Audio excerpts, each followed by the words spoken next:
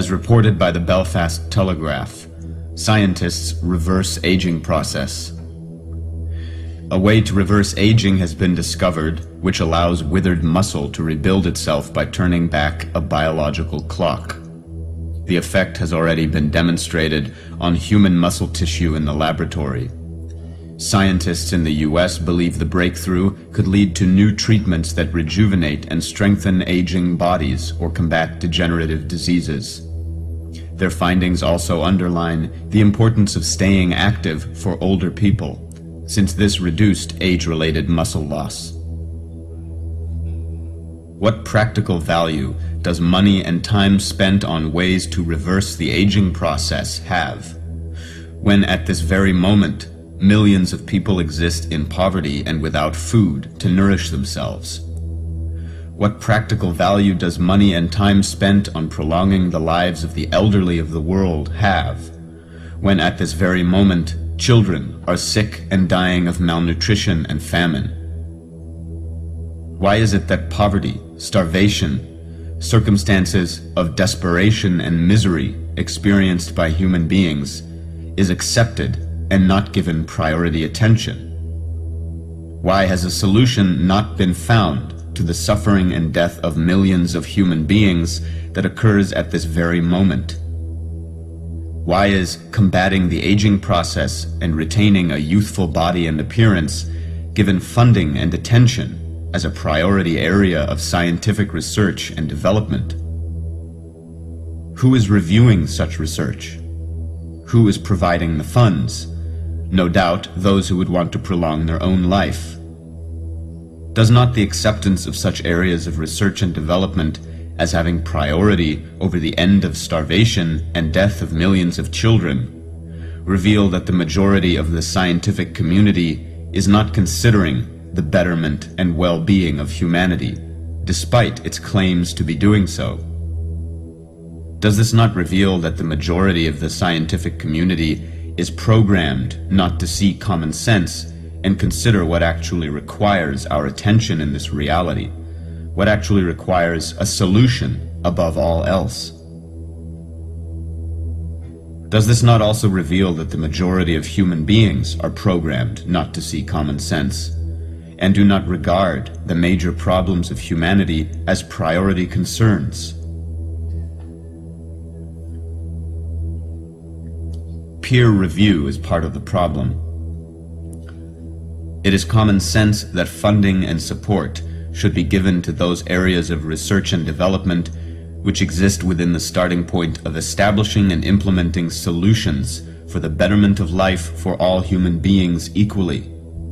In this, the primary problems of starvation, lack, non-access to electricity, healthcare, and education should be given absolute priority within the considerations of those who are reviewing and deciding the value and attention given to proposed scientific research and development.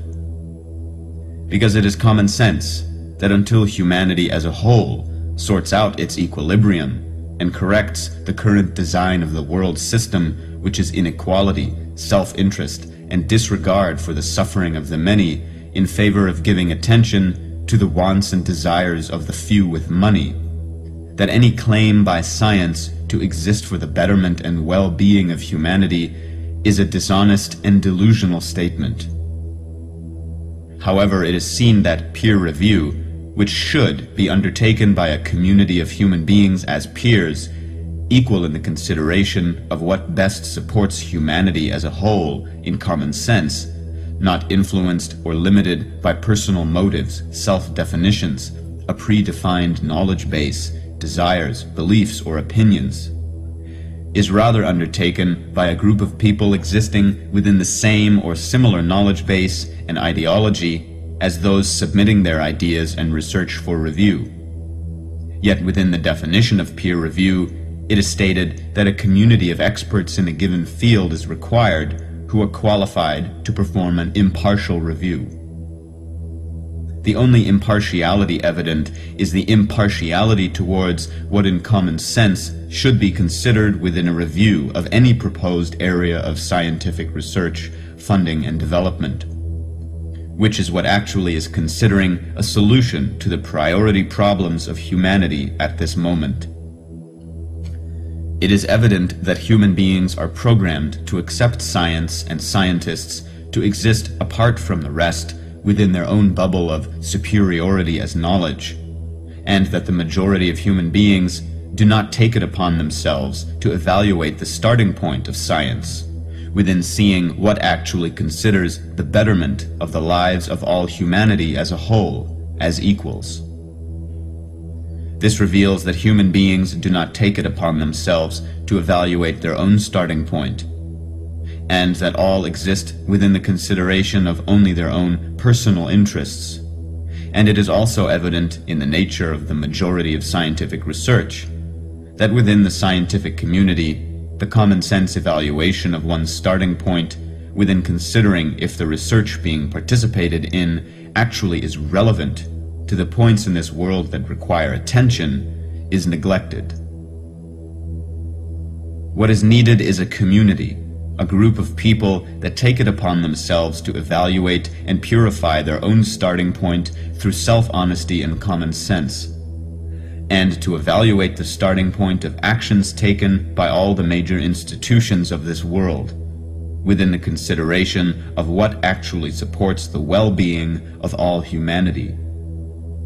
What is needed is a group of people willing to develop common sense in all ways, and to take the action required to spread awareness that there exists a monstrous waste of resources and money within the pursuit of research and development in areas of science and other institutions, resources and money that could be used to achieve an equal quality and standard of life for all humanity.